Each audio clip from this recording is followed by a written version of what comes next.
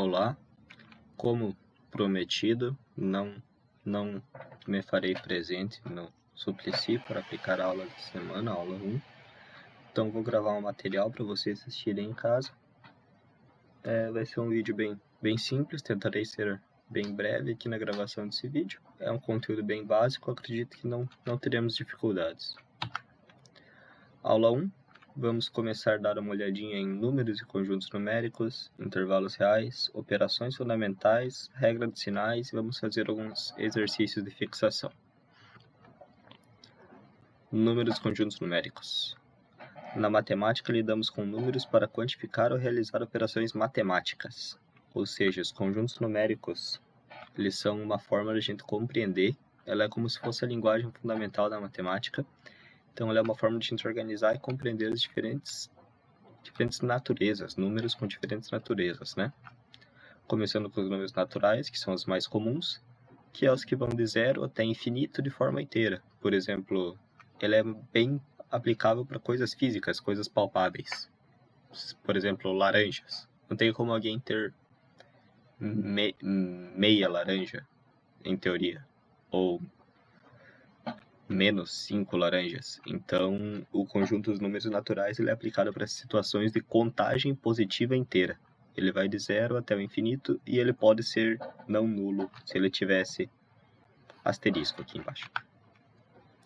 Os números inteiros ele é a mesma coisa que os números naturais, porém ele tem a diferença que ele abrange o conjunto dos números negativos também. Então, ele vai de menos infinito até mais infinito. Ele é aplicado mais na matemática, mas ele tem muitas aplicações práticas também na engenharia. Aqui, tem os subconjuntos de números inteiros. Todos os conjuntos eles permitem essa divisão em subconjuntos, a gente vai ver mais para frente. Os números racionais, que eles são os números racionais basicamente são os números que podem ser escritos na forma de fração de números inteiros. Então, um número pode ser algum número que não é inteiro, uma fração, algo decimal, 2.5, 1.2. E esses números eles podem ser escritos como divisões entre números inteiros. Isso configura um número racional. Aqui, algumas dízimas periódicas e dízimas decimais exatos, eles podem ser racionais. Não todos, mas a grande maioria sim. Todo número natural, todo número inteiro, ele pode ser escrito na forma racional. Tudo pode ser dividido por 1. E os números irracionais. Que os números irracionais, eles são números que não podem ser escritos como frações de números inteiros.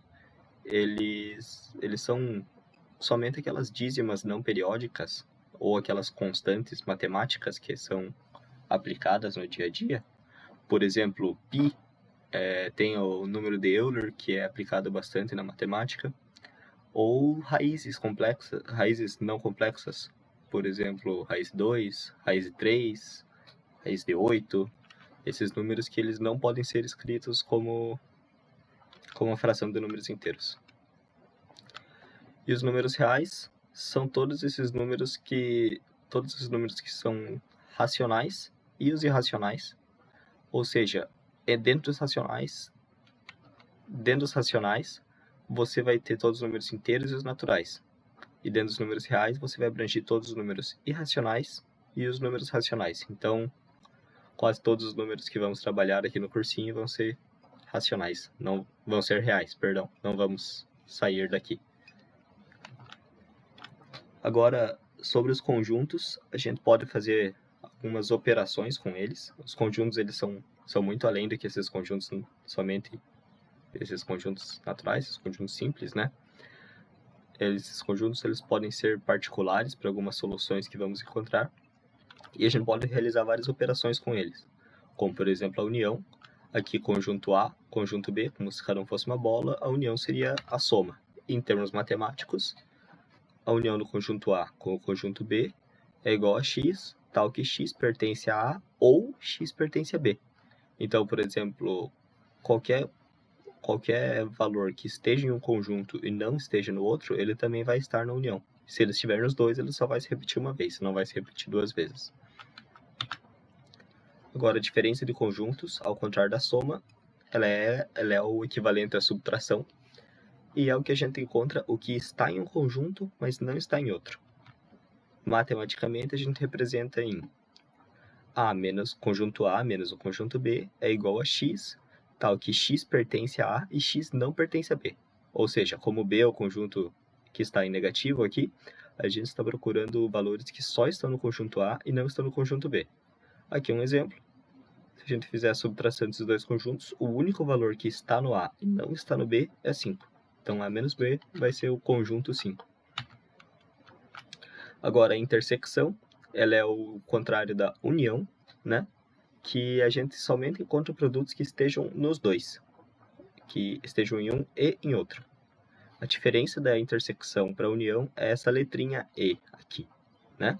A intersecção de A com o conjunto B é igual a X, tal que X pertence ao conjunto A e X pertence ao conjunto B. Então não é ou, né? Logo, ele tem que pertencer aos dois simultaneamente para ele poder estar no conjunto de intersecção aqui.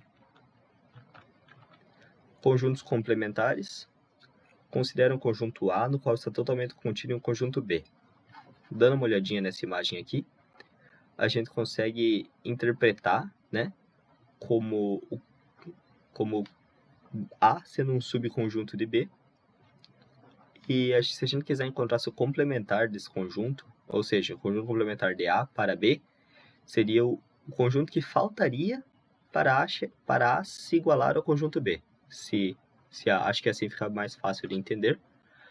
O conjunto complementar seria o conjunto complementar de A para B, seria o conjunto B menos o conjunto A, pois o conjunto A mais o conjunto complementar seria igual ao conjunto B, entendeu?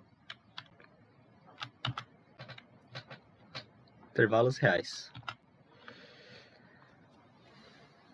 Nos intervalos reais, que eles são uma outra forma de representar alguns conjuntos mais particulares, que nem a gente estava tratando antes, intervalos, por exemplo, de 0 até 5, de 10 até 12. A gente tem intervalos fechados sem a inclusão de extremos. Aqui a gente sempre representa eles com essas bolinhas abertas, né? Que são esses intervalos na quais os conjuntos do extremo não estão inclusos. Então, digamos o intervalo de 1 até 5, o 1 e o 5 não estão inclusos, somente são os números entre 1 e 5. Menores que 5 e maiores que 1, não iguais a 1 ou a 5. Ele pode ser representado dessa forma também, com um colchetezinho para fora, né? Aqui, algebricamente, o intervalo é escrito da seguinte forma: menores que A, menores que B e maiores que A, perdão.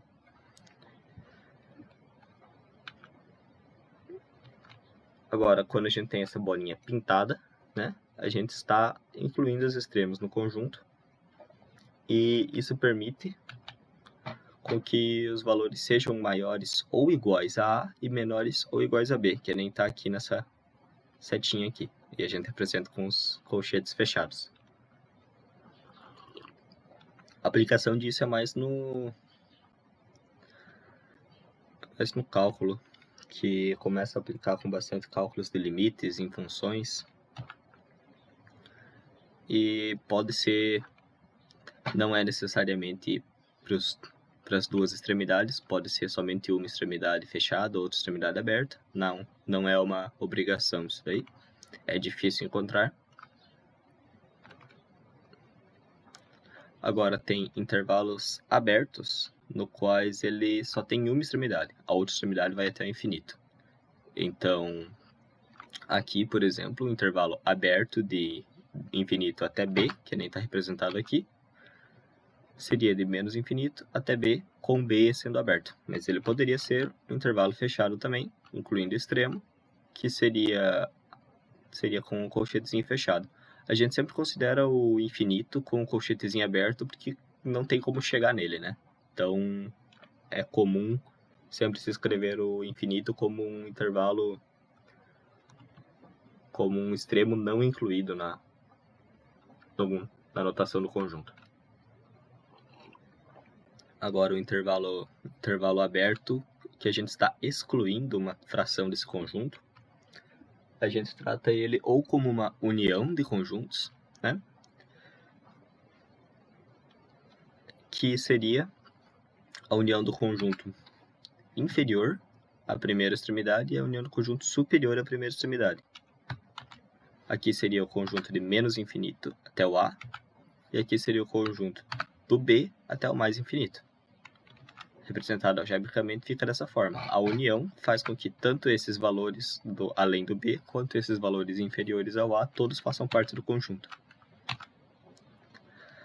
Agora sobre as operações fundamentais da matemática, mais importante, que a gente vai começar a abordar sobre adição, subtração, multiplicação e divisão, que são as 4 operações fundamentais da matemática que a gente precisa saber fazer no papelzinho para o Enem. Infelizmente, eles não deixam usar calculadora. Começando pela adição, é a operação mais simples na minha visão. Todas as outras operações dependem dela. Então, se a gente for analisar bem, todas as outras operações são adição e multiplicação, sabe? Por exemplo, uma subtração é uma adição com um número negativo. Uma multiplicação, uma divisão é uma multiplicação com um número invertido. A gente vai falar mais sobre isso daqui a pouquinho. Sobre a adição, quando a gente tem um número A mais um número B, a gente vai somente, como se fosse uma união de conjuntos, a gente vai somar os valores em módulo do A mais o valor absoluto do B, e chegaremos no valor final. Agora, a subtração, ela é a mesma coisa da adição, porém, quando um desses valores ele é negativo. A gente tem, digamos que a gente tenha, ela é o equivalente à diferença de conjuntos, né, para os números naturais. Então, quando a gente tem o número A menos um número B, a gente vai pegar o valor absoluto do A, subtrair o valor absoluto do B e vamos encontrar algum resultado final. Agora, a multiplicação, ela é uma soma de parcelas iguais. Então, por exemplo, se temos 3 vezes 4, é a mesma coisa que eu contar 3 vezes até 4, ou contar 4 vezes até 3, e somando todas elas. Aqui no exemplo, contando 4 vezes 3. 1, 2, 3, 4, 3 mais 3 mais 3 mais 3 igual a 12. Agora, a divisão, ela é a operação inversa da multiplicação. A divisão ela é a repartição em quantidades iguais, na qual essa quantidade vai ser igual ao número do denominador. Vamos considerar que uma divisão A sobre B dividido de C, a gente vai dividir esse número A em B parcelas iguais, na qual cada parcela vai ser igual a C. É importante falar que B não pode ser zero, né? Não tem como a gente dividir algo em 0 parcelas, isso é uma indeterminação. E para que o resultado seja um número natural, um número inteiro, a gente vai precisar que que A seja um múltiplo escalar de B. Ou seja, por exemplo, 2 e 4, 2 e 6, números que são múltiplos inteiros um do outro. Aqui um exemplo. Se nós tivéssemos 30 laranjas para distribuir em 6 caixotes, cada caixote receberá 5 laranjas. Com licença pelo corte, precisei para poder representar visualmente esse exemplo aqui da divisão. Então, se nós tivéssemos 30 laranjas, né? Vamos colocar aqui 30 laranjas. E nós estamos querendo distribuí-las em 6 caixotes.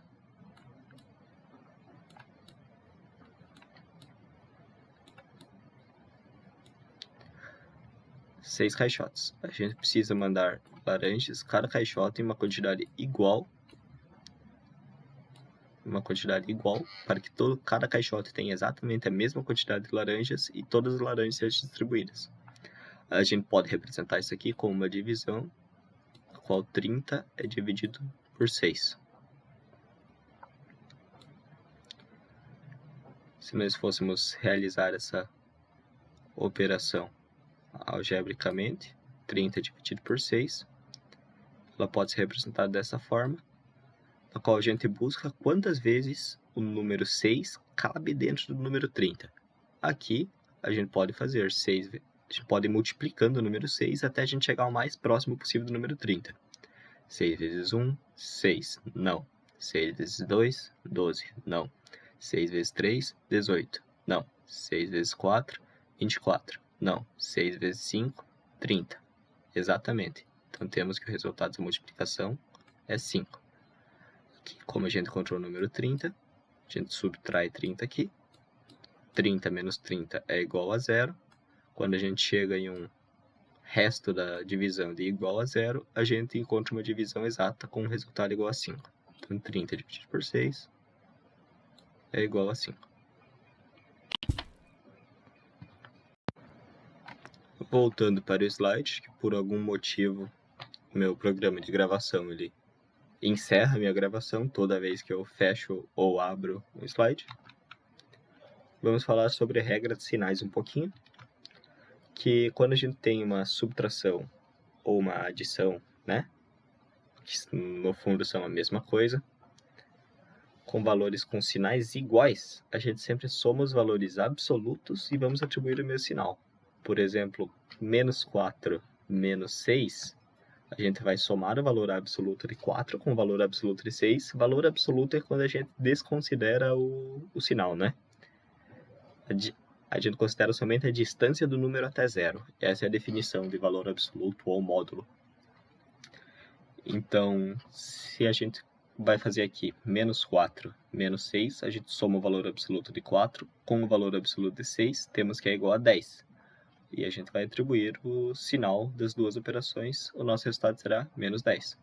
Aqui, em uma soma de números com o mesmo sinal, a gente somente vai somar o valor absoluto e atribuir aos dois o sinal positivo, já que nenhum deles tem sinal negativo. Agora, quando tem sinais diferentes, a gente primeiro vai subtrair os valores absolutos e vamos atribuir o sinal do maior valor. Isso é uma dica para a prática ali. Então, 7 menos 10, a gente pode fazer tanto 10 menos 7 ou 7 menos 10, que teremos o mesmo resultado se a gente considerar essa regra, na qual vamos fazer os valores absolutos, 7 e 10. 10 menos 7 vai ser igual a 3. Como 10 ele tem um valor absoluto maior, o sinal dele vai passar para o resultado. Então, o nosso resultado vai ser valor absoluto 10 menos valor absoluto 7 igual a 3. Como 10 era o maior valor e ele tinha sinal negativo, nosso resultado vai ser menos 3. Agora, para a multiplicação, sempre é mais simples. Sempre que os sinais iguais, sempre que os sinais dos dois números forem iguais, o resultado vai ficar positivo, incluindo se os dois números forem negativos. Menos 1 vezes menos 2 é igual a mais 2. E sinais diferentes sempre vai ter o sinal negativo. Tem uma analogia bem interessante, que é considerando o sinal negativo como você virar para trás e o sinal negativo como você continuar olhando para frente.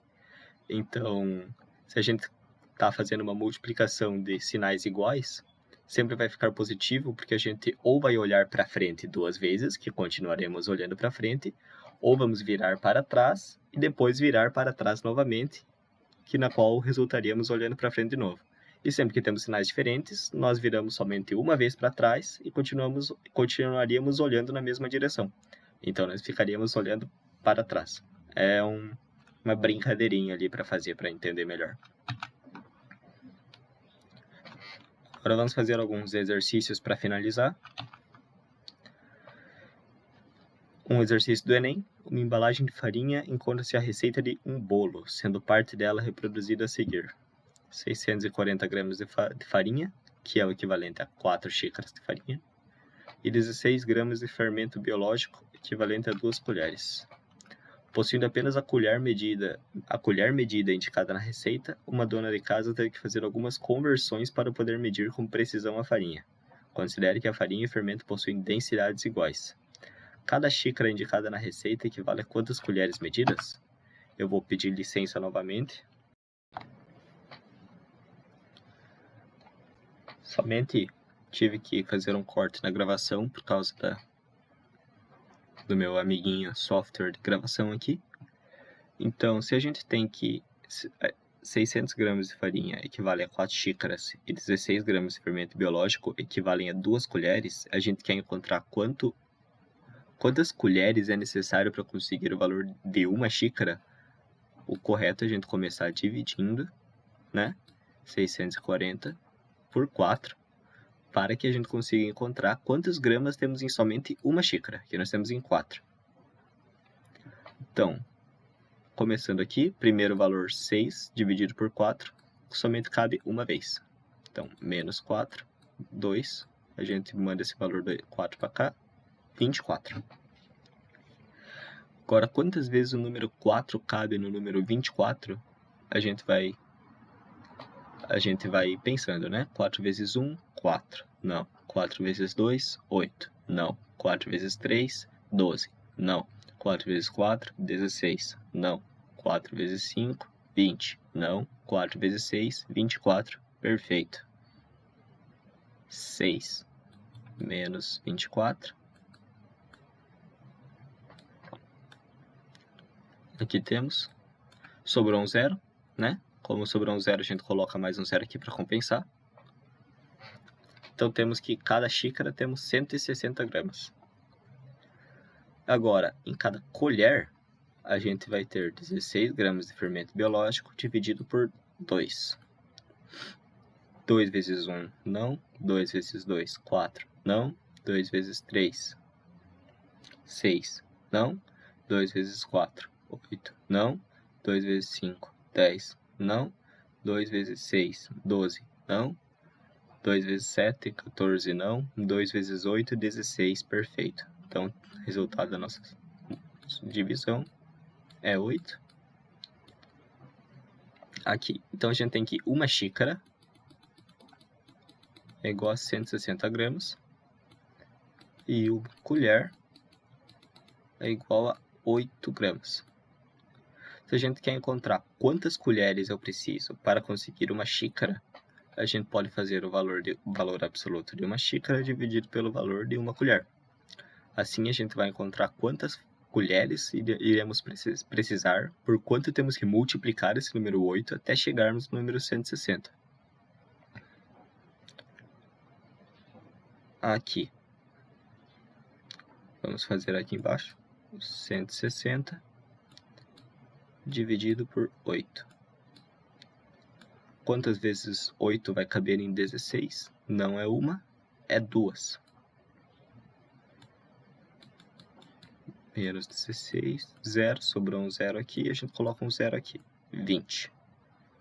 Logo, a gente considera que em 20 colheres, essas colheres medidas aqui, teremos o equivalente a uma xícara. Então, para mulher que não tem colheres, ela pode usar uma xícara. Letra B, 20. Exercício 2. Elisa está procurando uma televisão para colocar em sua sala. Ela vê um anúncio de um modelo novo com as opções de pagamento à vista e a prazo. Nem está na imagem ao lado. Quanto Elisa pagará a mais se ela optar pelo pagamento a prazo? Isso é o que a pergunta está querendo saber. E a gente tem que, pagando à vista, ela vai pagar 1.350 e pagando a prazo ela vai pagar 12 vezes de 138. Então a gente começa esse exercício descobrindo quanto que ela realmente vai pagar a prazo. A gente pode fazer 138 vezes 12. A gente começa aqui. 2 vezes 8, 16. Colocamos o 6, deixamos um umzinho aqui em cima. 2 vezes 3 igual a 6, mais umzinho, 7. 2 vezes 1, 2. Agora multiplicando por 10, né? Colocamos aqui um 0. Isso aqui, 138 vezes 1 vai ser igual a 138. Somando esses valores, tem 6. 7 mais 8 é 15. 2 mais 3, 5, mais 1, 6. 1.656 é o valor que ela pagará no total a prazo. Como aqui está pedindo a diferença, a gente vai fazer 1.656 menos 1.350. Que essa vai ser a diferença absoluta dos dois valores. 6 menos 0, 6, 5 menos 5, 0, 6 menos 3, 3, 1 menos 1, 0. Ela vai pagar R$ 306 a mais se ela optar pelo pagamento a prazo. Essa é a nossa resposta. Vamos para o próximo exercício. Na fazenda Morro Alto são produzidas laranjas. Assim que começou o período da colheita, uma grande produção já foi contabilizada. A tabela abaixo mostra a produção nos 3 primeiros dias. Qual foi a produção total nos 3 primeiros dias? E de quanto foi a queda na produção entre o dia maior e de menor produção? Isso aqui é um exercício de adição. Então, vamos começar fazendo a soma total desses valores aqui. Vou fazer aqui mesmo, que já está em ordem. A gente pode fazer 6 mais 5 mais 7. 7 mais 7 igual a 14, mais 5, aqui tem 19. Colocamos 1 a mais aqui em cima, né? 8 mais 2 é igual a 10, mais 6 igual a 16, mais 1 igual a 17, mais 1 aqui em cima. Agora, 2 mais 4 é igual a 6, mais 3 é igual a 9, mais 1 igual a 10. Então, a produção total nos 3 primeiros dias foi de 1.079 laranjas.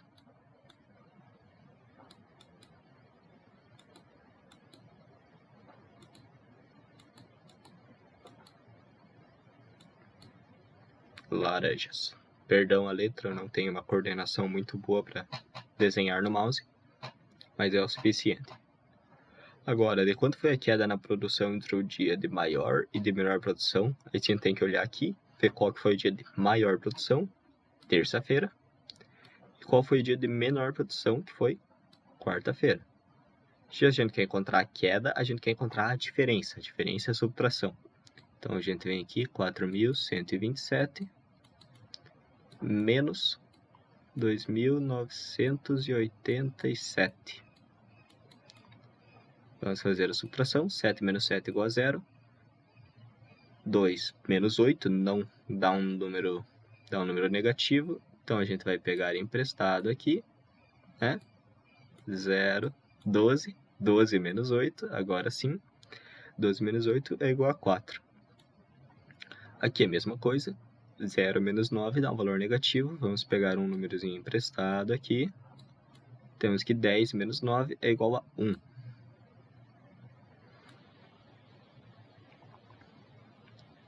Aqui, 3 menos 2 é igual a 1. A queda na produção é igual a 1.140.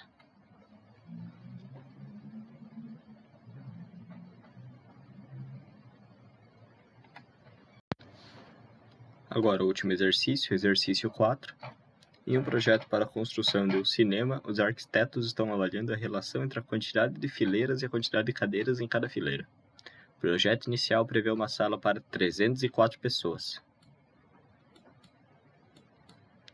No caso de utilizarem 19 fileiras, qual o número de cadeira por fileira?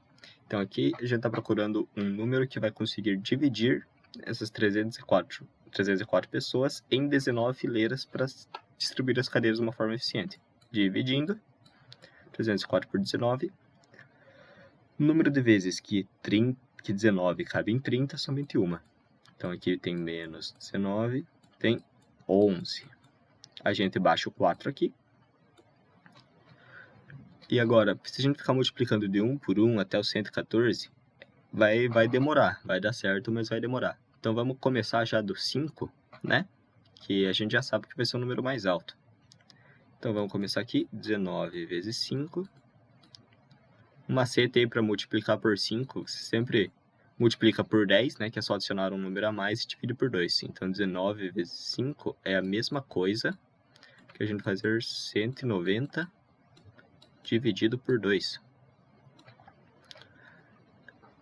190 dividido por 2 é igual a 95. Então, 19 vezes 5 igual a 95. Não é.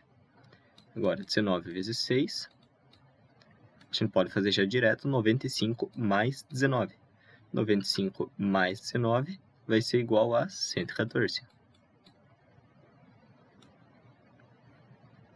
Isso mesmo. Então, a gente tem que aqui, colocamos um 6 e dá bonitinho, menos 114, resto 0. Resultado de cadeiras por fileira, 16 cadeiras em cada fileira.